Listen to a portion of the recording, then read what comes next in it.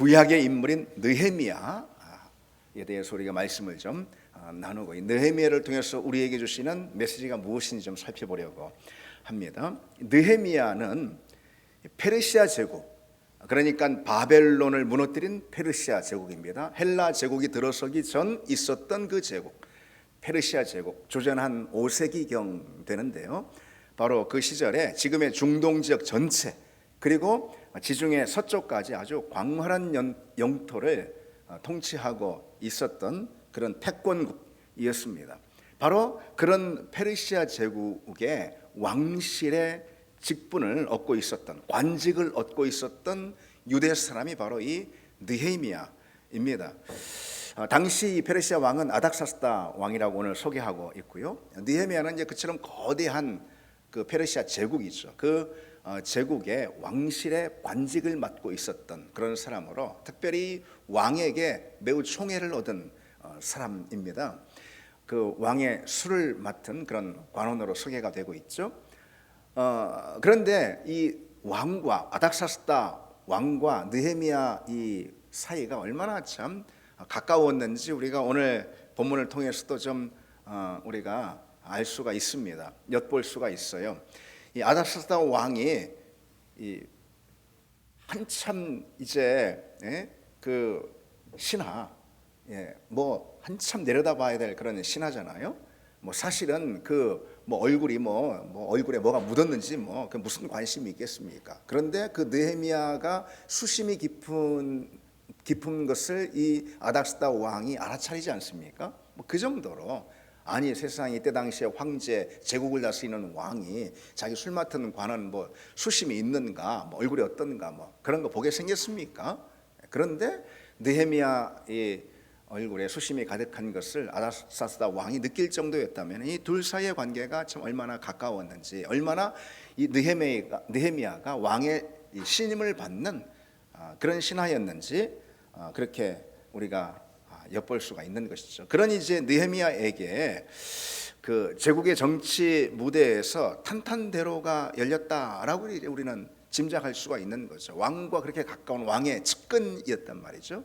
그러니 그런 사람에게 얼마나 그 인생에 있어서 탄탄대로가 열렸을까, 그럼 우리가 짐작해 볼 수가 있습니다. 앞날이 보장이 되어 있겠죠. 더 높은 관직을 얼마든지 얻을 수가 있고, 왕 직은에서 왕을 보좌하는 그런 이제 관직을 가진 사람으로 그렇게 이제 승승장구할 수가 있었을 거예요. 그런데 어느 날 이 느헤미야는 예루살렘에서 귀환한 자기 민족에게 이 예루살렘 상황을 듣게 되는 거예요. 이때 당시 주전 5세기에는 이제 바벨론 포로로 잡혀온 사람들이 이미 이제 다시 고국으로 돌아간 그런 상황인데, 고국에 돌아간 예루살렘에 정착한 자기 민족 유대 백성들이 얼마나 큰 고초를 당하고 있는지 그것을 듣게 된 것입니다. 성전을 수십 년 만에 짓긴 지었는데 그럼에도 불구하고 여러 그 내외적인 어려움들이 자기 민족 가운데 많이 있었던 거죠.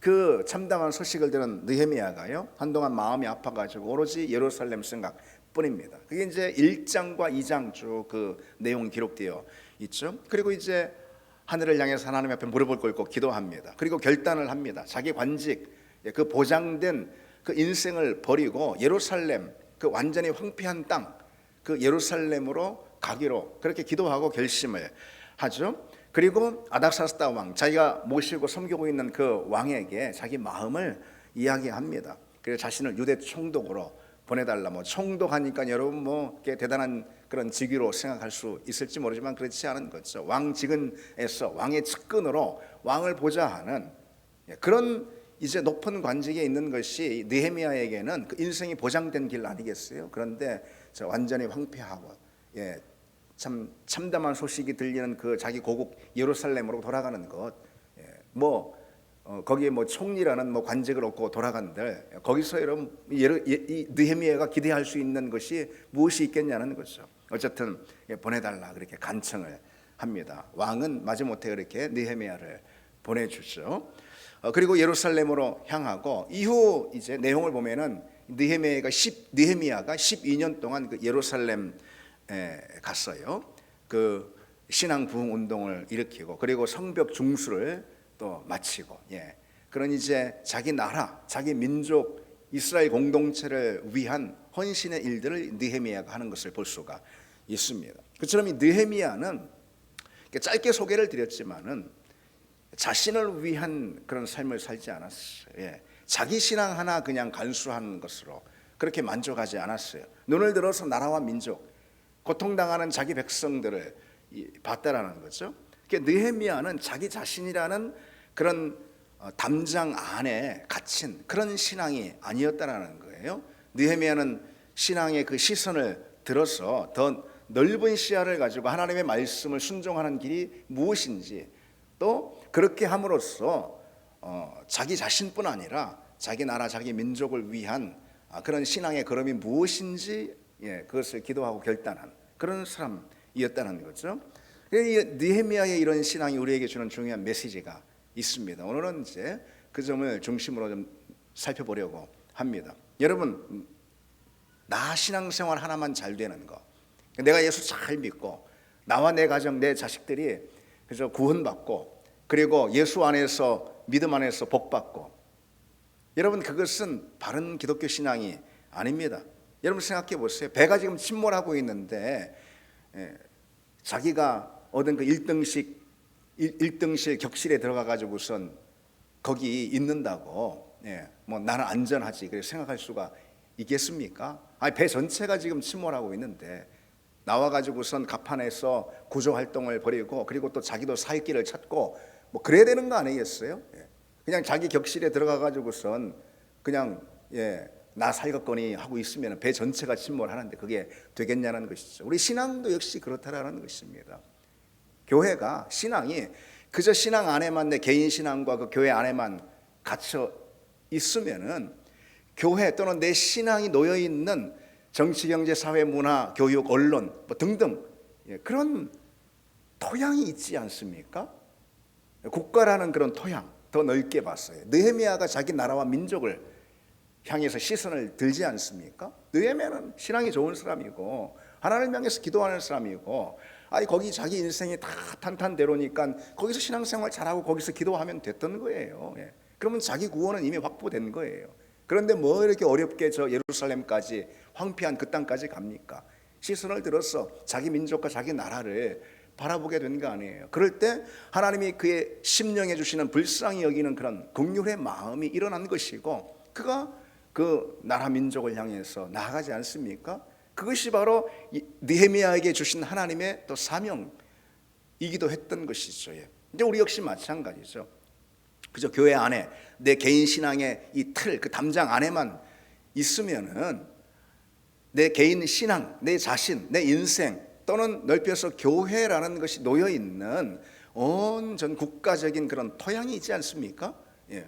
그 좁혀서 또 여러 가지로 말씀드리면은 정치, 경제, 사회, 문화 뭐가 있습니까? 또 교육, 언론 등등 있잖아요. 그 다 그 배가 만약에 침몰하고 있다면은, 만약 그렇다면은 내 홀로 내 개인 신앙 아무리 든든히 세운다 이게 무슨 소용이 있겠냐는 것이죠. 오늘날 많은 그리스도인들이 세상이라는 그 세상이라는 그 바다 한복판에서요, 교회라는 고요한 그 영적인 배 그 안에 머물려고 하는 그런 갇힌 신앙이 있을 수 있는 거죠. 그것이 오늘날 기독교 신앙의 문제일 수가 있습니다. 오늘날 기독교의 문제는요, 말씀드리고 있는 대로 신앙이 교회 안에 머물고 개인의 내면 안으로 쪼그라드는 것이라고 할 수가 있어요. 이를 가리켜서 신앙의 개인화 이렇게 말합니다. 신앙의 개인화. 그런데 여러분, 예수님은 우리를 세상의 소금으로 부르셨다는 것을 기억해야 합니다. 여러분, 우리를 교회의 소금으로 부르시지 않았어요. 세상의 소금으로 부르셨어요. 세상의 빛과 소금으로. 그렇지 않습니까? 너희는 세상의 소금이라, 교회의 소금이라 그렇게 안 했어요. 세상의 소금이라 그랬어요. 그런데 우리가 교회라는 그 소금단지 안에만 그것만 붙들고 머물러 있으면은 소금으로서 해야 될 그 진정한 역할을 하지 못하는 것이죠. 소금이 있어야 할 자리는 세상인 거죠. 우리를 그렇게 너희는 세상의 소금이라, 이런 부르심을 우리에게 주셨습니다. 그렇지 못한 신앙이 바로 이 신앙의 개인화다, 이런 거예요. 교회라는 소금단지 안에 그냥 머물러 있는 거. 나만 썩지 않으면 돼. 뭐 이런 거죠. 예. 신앙의 이 개인화, 그것이 가져오는 함정들이 있습니다. 그게 뭘까요? 신앙의 개인화는요, 기독교 신앙을 공적인 자리가 아닌 개인적인, 사적인 자리로 몰아세웁니다. 예. 그래서 그저 내 개인의 취향이나 아니면은 내면의 어떤 심리적 위안 정도로 축소해버리는 그런 경향이 있어요. 그게 바로 신앙의 개인화가 가져오는 함정이라고 할 수가 있습니다. 세상 한복판에서 예수 그리스도 그 진리를 공적 진리로 선포하면서요, 그리고 또 그 예수 그리스도 말씀을 세상 한복판에서 실천하고 순종하는 것, 그래야 하는데 그러지 못하고 그저 교회라는 담장, 내 신앙이라는 그 담장 안에 갇혀 있는 것. 그래서 그냥 우리끼리 신앙생활하고 나만 기도하고 내가 구원받는 것, 여기에만 머무는 거예요. 그게 바로 신앙의 개인화라는 거예요. 그 신앙의 개인화는요, 이런 이제 구체적인 모습으로 드러납니다. 여러분이 기억하시기 바랍니다. 어떤 구체적인 모습들로 드러나냐면, 첫 번째로요, 이원론적인 세계관이, 이원론적인 세계관. 신앙 따로 세상 따로 뭐 이런 거예요. 한마디로 말해서 이게 분리하는 것입니다. 주일 따로 평일 따로 이렇게 분리하는 거예요. 성직은 거룩하고 내게 주신, 하나님이 주신 그 성직, 예를 들어서 집사라든지 권사라든지 목사라든지 이런 성직은 거룩하고 내가 세상에서 가지고 있는 그 직업은 속되다 라고 그렇게 은연중 여기는 것입니다. 교회 안에서의 직분은 중요시 여기지만 사회에서 하나님이 부르신 그 소명에 대해서는 등한시하는 거죠. 하나님을 교회 안에 가두고 내가 나가 한 주 내내 살아가고 있는 그 일터와 이 가정에는 하나님을 모시고 살지 않는 것이죠. 교회 안에서만 하나님을 가두고 기도하는 시간에서, 예배드리는 시간에만 하나님을 가두는 그런 모습이라고 할 수가 있어요. 그게 바로 이원론적인 세계관입니다. 그러면서 나는 신앙생활 잘하지 이렇게 여기는 거죠. 둘째로, 신앙의 개인화라는 것은 어떤 것으로 나타나냐면요, 내면화된 구원론이에요. 내면화된 구원론. 구원을 오직 죽어서 천국 가는 것으로만 여기는 거예요. 마음의 평안, 위안, 그 정도로 또 여기는 거예요. 어떤 내면적인 터치로만 여기는 거예요, 구원을. 그러니까 하나님 나라가 이 땅에 임해서 그 하나님 나라 통치가, 하나님의 나라라고 할 때 하나님의 통치를 말하는 거예요. 그것은 그 하나님 나라의 통치가 이 세상 가운데 임해서, 그러므로 세상 가운데 하나님의 정의와 평화가 실현되는 것, 그런 것은 전혀 이제 관심이 없는 거죠. 이 역사 가운데 하나님의 손길과 하나님의 통치가 미치는 것에 대해서는 잘 관심을 두지 않는 거예요. 오직 나와 내 가족의 안위만을 생각하고 내 영혼이 구원받아서 내 영혼이 천국 가는 것으로만 구원을 축소시키고 생략하는 거예요. 그게 바로 구원의 내면화된 구원관이라고 이렇게 말할 수가 있습니다. 세 번째로, 신앙의 개인화라는 건 어떤 모습으로 드러나냐면요, 소비자 중심의 영성이라는 그런 형태로 드러납니다. 개인화된 신앙은요, 마치 그 그리스도인을 소비자처럼 그렇게 만들어버리는 거예요. 교회를 선택하고 내 마음대로, 내 원하는 대로 교회를 선택하는 거죠. 교회를 선택하고 그렇게 다니는 기준 역시도 뭐냐면요, 하나님 나라를 향한 또는 진리의 말씀을 향한 헌신이라기보다는 나의 평안함, 나의 평안 또는 나의 편리, 이런 것들로 교회를 선택해서 그 안에서 예배도 소비하고 말씀도 소비하고 그러는 것입니다. 설교는 듣기 좋은 위로의 메시지로만 선호하고요, 순종과 헌신이 도전이 되는 그런 말씀은 부담스럽게 여깁니다. 신앙의 목적을 하나님 나라의 구현, 하나님의 의와 하나님의 뜻이 이 땅 가운데 막힘없이 펼쳐지는 것, 그게 신앙의 목적을 그처럼 하나님께 두지 않는 거예요. 하나님 나라에 두지 않는, 하나님의 뜻에 두지 않는 거예요. 신앙의 목적을 나한테 두는 것입니다. 특별히 나의 심리적인 위안이나 평안이나 그런 걸요. 그래서 그것을 위해서 쇼핑하듯 교회를 찾고, 그리고 또 설교 말씀 같은 것을 소비합니다. 예배도 소비합니다. 공동체도 소비하는 것이죠. 그게 마음에 들지 않으면 그럼 바꿔버리는 것입니다. 그게 바로 소비자 중심의 영성이라고 할 수 있어요. 이게 바로 개인화된 신앙의 그런 한 내용이라 할 수 있습니다. 이제 마지막으로 개인화된 신앙은 어떤 모습으로 드러나냐면요, 익명성 뒤에 숨는 그런 신앙의 모습으로 드러납니다. 공동체 안에서 서로 책임 있게 자기 삶을 나누고 서로 책임 있게 신앙생활을 하는 것이 아니에요. 예. 그런 걸 꺼리고요, 예배만 드리고 그저 그냥 금방 그 공동체 자리를 빠져나가 버리는, 그래서 자기 자신을 익명성 뒤에 감춰버리는 그런 신앙의 모습으로 드러나는 거예요. 다른 성도들과 함께 이 성도들과의 관계가 어려울 때가 많이 있지 않습니까? 예.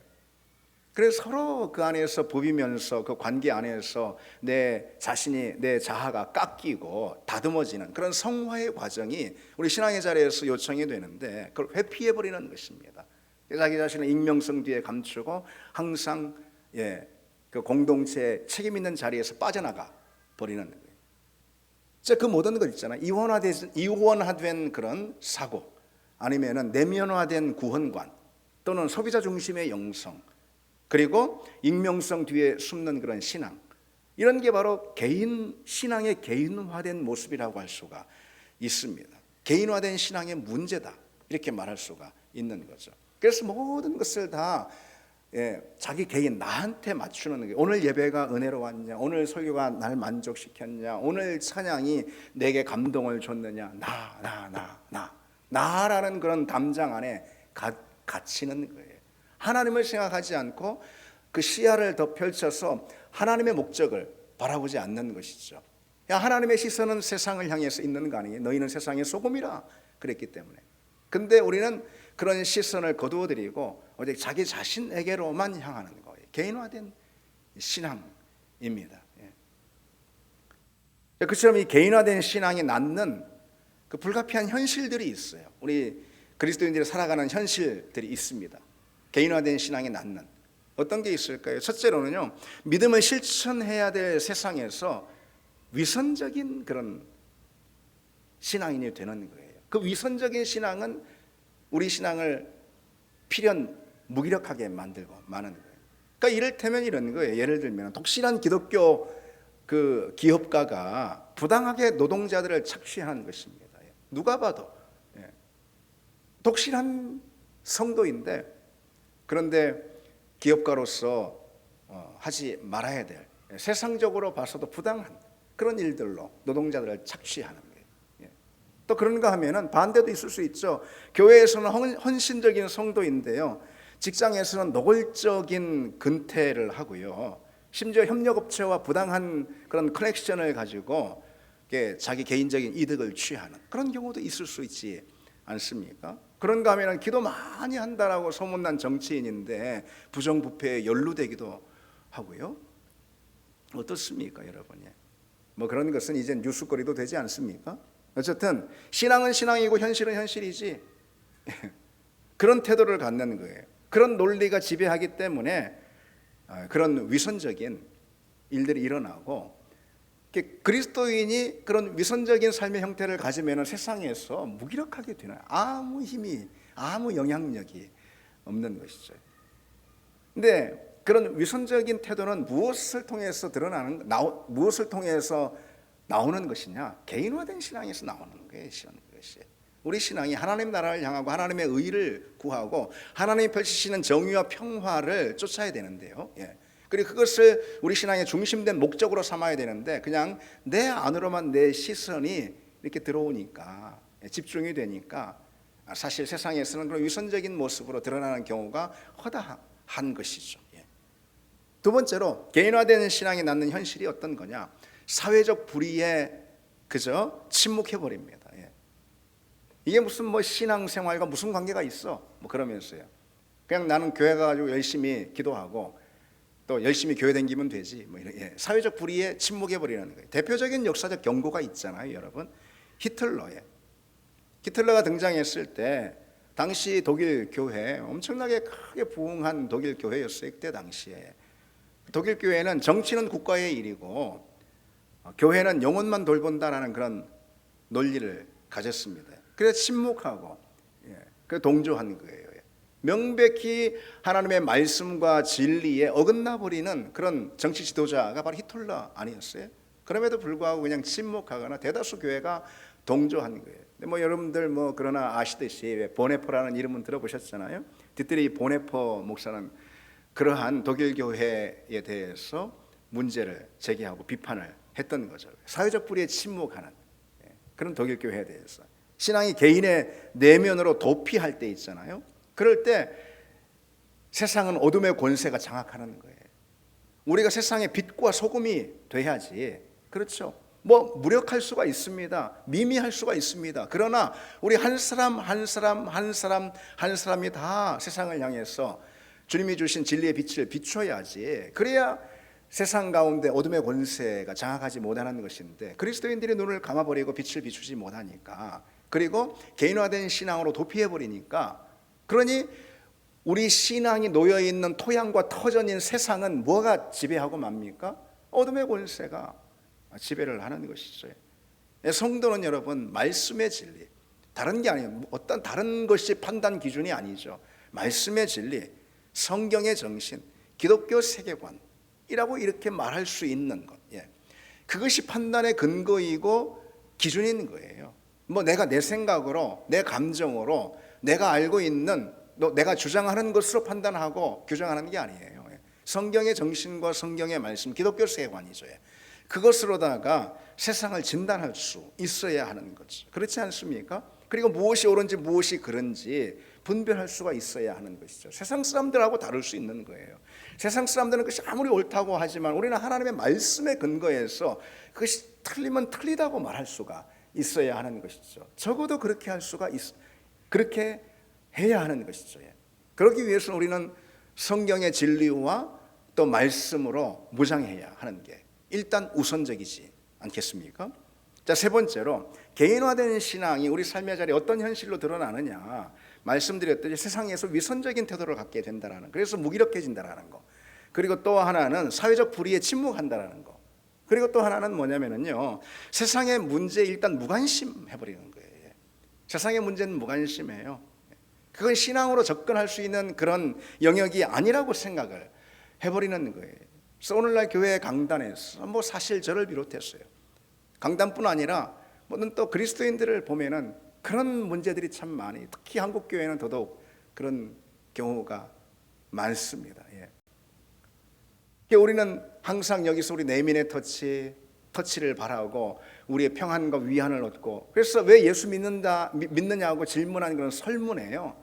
몇 년 됐는데 거의 80%가 넘는 그 사람들이 마음의 평안을 위해서 예수 믿는다라고 답한 그런 사례가 있습니다. 예수 믿는 사람들이, 교회 다니는 사람들이 그렇게 답하는 사람들이 있습니다. 마음의 평안을 위해서 예수 믿는다면은 그건 사실 예수 믿기보다는, 제가 말씀드리지 않았습니까? 예전에도 이 강단에서 그저 고즈넉한 그런 절간에서 불교를 믿는 게 훨씬 낫다고, 훨씬 마음의 평안에 도움이 될 수 있을 거라고, 뭐 저는 안 해봤지만은 아마 상식적으로 생각해서 그럴 것 같습니다. 기독교 신앙이라는 것은 전쟁터와 시장 한복판인 것입니다. 그 사람들 가운데, 세상 사람들이죠, 부딪히면서 그들에게 진리의 말씀을 소개하고 그리스도의 빛으로 살아가는 것이죠. 물론 뭐 여러분 너무 거창하게 생각하지 마시기 바랍니다. 그런 우리 한 걸음 한 걸음들이 부족하고 미미할 수가 있습니다. 그러나 일하시는 분은 하나님이신 거예요. 하나님이 일하시는 거예요. 우리는 미약하지만, 다만 우리가 얼마나 성경적인 정신을 가지고, 얼마나 기독교 세계관으로 무장하고, 얼마나 하나님의 말씀을 구비함으로써 철저히 그 말씀을 내 인생의 절대적인 규범과 진리로 삼고 그 말씀대로 한 걸음 한 걸음 살고 있느냐, 그리고 그 말씀으로 세상을 분별할 수 있느냐, 옳은 건 옳은 것이고 틀린 건 틀린 것이고 세상을 진단할 수 있느냐, 이 능력이 우리에게 필요한 것이죠. 이 능력이 우리에게 요구되는 것이죠. 그래서 어쨌든 우리는 우리의 시선을 세상을 향해야 한다는 거, 여러분 이 점 우리가 잊지 말아야 합니다. 그래서 그저 그냥 나에게로만 우리 시선이 고립이 돼가지고요, 그래서 우리 교회가 나한테 어떤 행복과 어떤 영적인 만족을 주느냐, 뭐 이거로만, 예수님이 나한테 어떤 평안과 마음의 위안을 주는, 이렇게 힘들고 어려운 상황 가운데서 예수님이 어떻게 내 마음을 터치하느냐, 그것만 보고 예수님을 판단하면 되겠습니까? 그것은 너무나도 어린 그런 미숙한 신앙인 것이죠. 신앙의 첫걸음에서는 그럴 수가 있는 거예요. 그러나 이제 우리는 주님의 종들로, 일꾼들로 부름을 받은 사람들이 있어. 성경의 말씀으로 무장한 하나님의 군사들로 부름을 받은 사람들 아니겠습니까? 그러니 우리는 우리 시선을 우리 자신에게만 집중하는 게 아니고 세상을 향해서, 우리 자신이 실은 놓여있는 토양이죠. 나의 신앙이 놓여있는 그런 바탕과 토양이죠. 그게 바로 세상 아니겠습니까? 그래서 그 세상을 향해서 우리가 어떻게 말씀으로 세상을 분별하는지, 그게 우리에게 주어진 아주 중요한 그런 영적인 과제라는 것입니다. 내 자신이라는 개인의 담장을 넘어서 나라와 민족을 바라보는, 오늘 느헤미야가 그렇게 했듯이 사실 우리 믿음의 선배들도 다 그랬습니다. 그리고 그들이 속한 사회와 나라를 위해서 그리스도인으로서 반응했습니다. 사회와 나라를 위해서 시선을 넓히고 눈을 들어서 자신이 속한 그 공동체, 다시 말해서 그 사회와 나라를 향해서 믿음의 반응을 했다라는 거죠. 이 반응이 오늘 우리에게 요구되는 것이죠. 여러분, 그렇다면은 그런 점에서 여러분 지금 작금의 현실을 한번 생각해 보세요. 물론 판단하고 평가하는 것은 다들 다를 수가 있고 우리는 서로 존중해야 할 것입니다. 근데 지금 이 우리 신앙이 놓여 있는 토양, 우리 교회가 놓여 있는 이 터전이, 다시 말해서 이 나라, 또 세분해서 말하자면은 정치, 경제, 사회, 문화, 교육, 언론 등등 모든 분야에서 참 많은 변화들이 일어나고 있습니다. 전에 보지 못했던 생소하고 낯선 풍경들이 많이 펼쳐지고 있어요. 그것이 하나님 나라를 향한 좋은 방향인가? 아니면은 하나님을 대적하는 그런 불의한 방향인가? 그거는 이제 우리가 깨어서요, 영적인 지성과 분별력으로 잘 살펴야 하는 것이죠. 그 책임이 우리에게 있다라는 거예요. 그로 인해서 어떤 결론이 도출되는 거 각자 조금씩 다를 수는 있을 거예요. 어떻게 진단하냐, 이거 좀 다를 수는 있을 거예요. 그래서 나는 어떻게 내 삶의 자리에서 어떤 믿음을 실천할 것인가 조금씩 다를 수 있을 거예요. 그런데 그게 중요한 게 아니고 계속해서 강조드리듯이 우리의 시선을 내 자신에게만 그냥 집중하는 거, 개인화된 그런 신앙, 이게 문제일 수 있다는 거죠. 우리는 눈을 들어서 내 신앙이 놓여있는 그런 이 사회적 터전을 우리가 바라봐야 하는 것입니다. 그러니까 일일이 다 언급할 수 없지만은요, 여러분 지금 우리나라가 경제적으로 대단히 어려운 그런 형국이라는 거 여러분 알고 계십니까? 환율이 그건 여러분 많이 들어서 아시잖아요. 멈출 줄 모르고 계속 오르고 있고, 그래서 1,400원대 후반이 그냥 뉴 노멀이 됐다, 이런 말이 있고요. 1,500원대를 이제 코앞에 두고 있잖아요. 그래서 많은 경제 전문가들은 1,500원이 심리적 저지선이다, 이런 말들을 하고요. 1,500원이 넘어가면은 경제의 급격한 변화들이, 안 좋은 변화를 말하는 거죠, 올 수 있다라고 그렇게 경고하고 있죠. 국가 부채가 1,200조 원이 넘었고요. 불과 한 6, 7년 전에는요, 이거 반도 안 됐었어요. 400조 원 정도 됐었어요. 6, 7년 전에는 1,200조 원이 넘었고요. 부채 규모가 GDP 대비 50% 이제 육박하고 있죠. 여러분 이런 지표들을 여러분 뉴스나 이런 걸 통해서 접하실 때 어떤 생각이 여러분 드십니까? 내가 그런다고 할 수 있는 게 없으니까 그럴 수도 있죠. 우리 애들은요, 우리 교회에 이제 태어난 아이들이 있잖아요. 내년에도 태어날 아이들이 있는데, 태어난 아이들이 있잖아요. 태어나자마자 9천만 원씩 다 짊어지고 태어나는 거예요. 뭘로요? 저축이 아니고 빚으로 9천만 원씩 빚으로 지고 다 태어나는 그런 상황인 거예요. 더 문제는 물론 선진국들 같은 경우는 GDP 대비 50% 이상인 그런 나라도 많은데, 실은 좀 우리가 구분해야 될 게, 그런 나라들은 일본이나 미국 같이 기축통화국이거든요. 우리나라 이 원화는요, 세계에서 0.5%도 되지 않는다고 그럽니다. 어쨌든 그 부채 증가 속도가 대단히 가파르게 지금 올라가고 있어요. OECD 국가 중에서 가장 빠른 속도로 이 부채 증가 속도가 있습니다. 그런데도 내년도 예산이, 정부 예산이 728조 정도 되거든요. 10% 가까이 아주 급격하게 이 예산을 올렸습니다. 그건 뭐냐면 이제 정부가 돈을 많이 푼다라는 그런 뜻이죠. 예. 여러분 원래 경제 보면은 경제학 그 책에서 기본가도 같은 거 있잖아요. 개인이나 기업은 돈을 벌어요, 창출하고. 그런데 이제 국가 같은 경우는, 정부 같은 경우는 돈을 사용하죠. 예. 쓰죠. 예. 돈을 계속해서 이제 사용하는 주체가 정부인데 너무 많이 사용하고 너무 많이 풀어버리면은 당연히 어려움이 오겠죠. 그것으로 좋은 일들을 다 할 수가 있겠지만은, 그러나 너무 그것이 심해지면은 큰 어려움이 온다라는 거죠. 가장 대표적으로 상식과도 같은 것은 금리가 오르는 것이고요. 물가가 오르고 금리가 오르고 그렇게 되는 거 아니겠습니까? 예. 그렇게 되면은 기업이 어려워지고 투자를 하지 못하게 되고 실업률이 증가하고 이런 것은 상식이지 않습니까? 근데 걱정이 되는 것은 그렇게 728조나 되는 어마어마한 그런 내년도 예산을 잡았는데 그 가운데 현금성 쿠폰 예산이 무려 13조 원이에요. 현금처럼 뿌리는. 모르겠어요. 여러분들에게도 예전처럼 25만 원씩 이렇게 떨어질지 모르겠는데, 그런데 그렇게 되면은 경제적으로 여러 가지 빨간불이 들어올 수가 있다는 거. 돈이 많고 재정 건전성이 좋으면은 25만 원은 아닌 100만 원이라도 국민들에게 못 주겠습니까? 그럴 수 있는 거죠. 그래야 하는 것이고. 그러나 재정 건전성이 우리나라가 참 그러지 못한 형편이라는 거. 이거는 무슨 딴 나라 얘기, 신앙인으로서 이건 나하고 관계없는 그런 딴 이야기겠습니까? 그렇지 않다라고 제가 말씀을 여러분들에게 아까 누누이 드렸었죠. 정부가 지금 이 긴축을 해도 어려운 상황인데요, 돈을 계속해서 풀고 있어요. 그런 돈 가운데는 비탕감 정책에 들어가는 돈도 많이 있어요. 이것이 논란이 되고 좀 이슈가 됐었죠. 그런데 정말 오래도록 빚을 져가지고선 정말 그 채무를 감당하지 못하고 삶이 망가지고 가정이 파괴되고, 그래서 정말 그 사람이 일어날 회복의 가망성조차 없는 그런 사람들에게 비탄감 정책으로 어느 정도 예산을 편성하는 것은 또 사람들이 동의할 수도 있을 것 같습니다. 예. 그런데 이번에 이런 사실이 드러났어요. 월급이 8천만 원, 연봉이 8천이 아니고 월급이 8천만 원인 사람과 코인이라고 해가지고 나는 그게 뭔지도 모르겠지만 하여튼 코인이 4억 원 가지고 있는, 4억 코인을 가지고 있는 자산가 부채도 탕감을 해줬습니다. 예.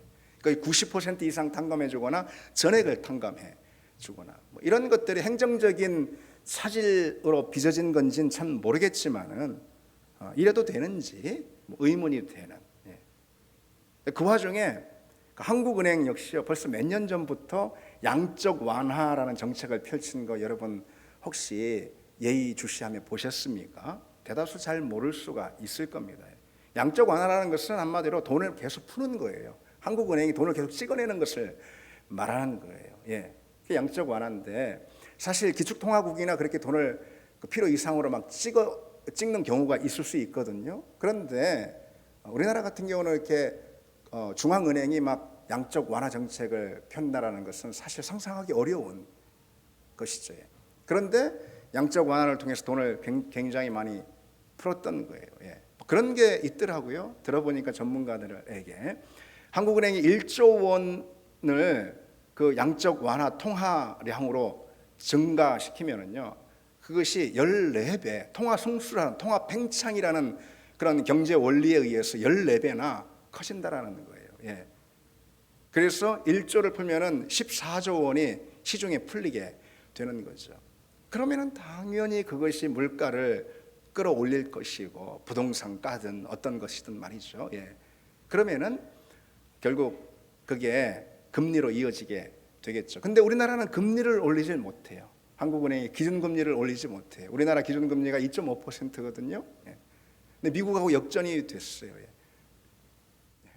여러분들이 이런 이야기를 여러분들 그래 다 아시죠? 예. 근데 최근에 우리나라보다 미국이 금리가 더 높아요. 예. 그런 경우는 흔치 않은 것이고 사실 좋지 않은 것입니다. 좋지 않은. 그래서 항상 우리가 미국보다 금리가 높아야지, 그래야지 우리 원화 가치를 지킬 수 있는 그런 방어적인 구조가 될 수 있거든요. 우리나라 경제를 지킬 수 있고. 근데 지금 40개월이 넘게 미국이 지금 기준금리가 높습니다. 근데 최근에 미국이 기준금리를 내렸어요. 최근에. 예. 그러면 어떤 일이 일반적으로 일어나냐면은, 그러면 이제 달러 대비 원화 가치가 높아지는 거예요. 그래서 환율이 좋아지는 거죠. 그런데 전혀 그런 일이 이번에 일어나지 않았다라는 전문가들의 지적이 있습니다. 뭔가 한국 이 경제 체질에 큰 문제가 있다라는 것을 보여주는 그런 경고등과도 같은 것이죠. 근데 어쨌든 우리나라 한국은행에서는 금리를 올리기가 참 어려워요. 우리 성도들도 그렇지만은 우리나라 사람들의 대부분의 자산은 부동산에 묶여 있고 그 부동산은 다 대출해서 돈 빌려서 한 거예요. 다 여러분들 다 그렇잖아요. 우리 교인들이. 그런데 금리를 올리면은 한 달에 50만 원씩 내던 그런 이자를요 60만 원 아니 100만 원씩 낼 수가 있기 때문에 그러면은 다 모든 가게가 파산할 수가 있는 거예요. 물론 기업도 마찬가지예요. 빚을 낸 기업들이 많기 때문에. 그래서 함부로 금리를 못 올리는 거예요. 기존 금리를. 그런데 여러분 재미있는 현상이 한국은행이 중앙은행이 금리를 그렇게 올리지 못하고 있는 상태에 있는데 그럼에도 불구하고 지금 시중 금리가 올라가고 있는 거예요. 시중 금리가. 그래서 제가 우리 교회와 거래하고 있는 그런 새마을금고하고 통화를 했습니다. 분명히 금리를 낮춰준다고 그랬어요. 그런데 지금 고개를 갸우뚱하더라고요. 왜? 중앙은행은 기준금리를 그대로 유지하고 있는데 시중금리가 계속 올라가고 있어요. 그건 뭘 반영하는 것일까요? 뭔가 물가가 오르거나 경제 체질이 건강하지 못하다는 것을 말해주는 것이잖아요. 그러니까 시중에서는 시장 원칙에 의해서 금리가 계속해서 올라가는 것이죠. 그러면 우리 모두에게 참 어려움이 닥칠 수가 있죠. 어쨌든 지금 뭔가 경제적으로 그런 위기가 오고 있는 우리 신앙이 우리 교회가 바탕을 두고 있는 토양인 이 경제적 환경이 참 어려운 그런 상황에 있다는 거죠. 우리가 이 상황에서 뭘 당장 할 수 있는 것이 있겠습니까? 그러나 우리가 그리스도는 한 사람의 그리스도인으로서 이런 모든 상황들을 좀 분별하고 하고 알고는 있어야 되겠죠. 정치적으로도 뭐 논란이 많이 되고 있는 그 법안들이 국회에서 연일 그런 걸 내놓고 있는 그런 와중이죠. 뭐 이를테면은 이런 논란도 있고 또 입장도 다를 수는 있을 겁니다. 그러나 어쨌든 전에 보지 못한 그런 새로운 법안들이 막 나와서 낯선 풍경을 만들고 있는 것은 틀림없는 사실이에요. 내란 특검법이나 내란 특별 재판부라든지 심판을 바꿔버리는 것이죠. 그래서 우리나라는 삼권 분립이라는 그 법치의 기반을 두고 있는데 그런데 법치주의의 기반에 민주주의가 있는 거거든요. 민주주의는 법치주의의 그 기반에 있는 거예요. 그런데 이 법치주의를 작동하게 만드는 중대한 요소는 바로 이 삼권 분립이라는 거예요. 행정부 그리고 입법부, 사법부라는 삼권 분립이라는 것이죠. 그런데 입법부에서 내란 특별 재판부를 만들어내는 특판을 만든다라는 것이죠. 이것은 심판을 바꾸는 그런 일이고 사실 헌법 110조 1항에 의거해서 이것은 그 헌법 위반이 될 수 있다라는 그런 전문가들의 목소리가 많이 있기도 하죠. 그런가 하면은 법 왜곡죄, 판사가 뭔가를 법리에 근거해서 판결을 하면은 그것이 법을 왜곡했다 해서 그 판사를 수사할 수 있게 만드는 그런. 근데 그 판사가 법을 왜곡했는지 누가 판단을 할까요? 이런 전문가들의 지적이 나오고 있기도 해요. 그런가 하면은 위헌소송 방지법이라고요. 이를테면 어떤 법들을 국회가 막 냈단 말이죠. 근데 그것이 위헌이다라고 제기하는 위헌 법률 심판 청구가 있거든요. 그런데 그것을 금지하는 또 법을, 이런 것은 상당히 낯설고 있지 않았던 그런 상황이에요. 지금 77년 헌정 역사상 없었죠. 룰을 바꿔버리는 거죠. 그것이 뭘 의미하는지 여러분 아십니까? 위헌소송 방지법이라는 것, 룰을 바꿔버리는 거예요. 심판을 바꾸고 룰을 바꾸고. 이전에 있었던 그런 계엄에 대해서 지금 내란 재판이 진행되고 있잖아요. 그러면 1심, 2심, 3심 진행이 될 거예요. 그래서 항소도 하고 상고도 하고 해서 뭐 나오겠죠. 우리 그것을 좀 기다리면 되겠죠. 그것이 내란이다라고 나오는 건 내란이고 다시는 그런 일이 없어야 되겠죠. 어쨌든 법원의 어떤 심판이 나오겠죠. 그런데 그것을 기다리지 못하는, 그래서 심판을 바꾸고 룰을 바꾸는 그런 상황이 지금 연출되고 있죠. 국가보안법 폐지, 예, 이런 부분도 참 우리가 예의주시할 수밖에 없는 거예요. 예, 예전에 국가보안법을 80년대, 70년대 적용을 잘못해가지고 피해를 본 사람들이 물론 있습니다. 당연히 있었어요. 그런데 그로 인해서 국가보안법이 7차례인가 8차례인가 계속해서 개정이 됐었어요. 1991년까지 해서 개정이 됐어요. 그래서 혹시 국가보안법에 우리 국민의 권리를 침해하는 어떤 무엇이 있다면 좀 개정하면 되는 거 아니겠어요? 그래서 미국도 있고 영국도 있고 프랑스도 있고, 예, 심지어 공산주의 국가 같은 경우는 중국이나 뭐 북한은 말할 것도 없고 거기는 뭐, 예, 얼마나 뭐 엄청난 그런 간첩법 또는 보안법이 있는데요. 예. 그래서 우리 나라를 지킬 수 있는, 우리 국민들의 안전을 보장할 수 있는 그런 이제 법이라 이 말이죠.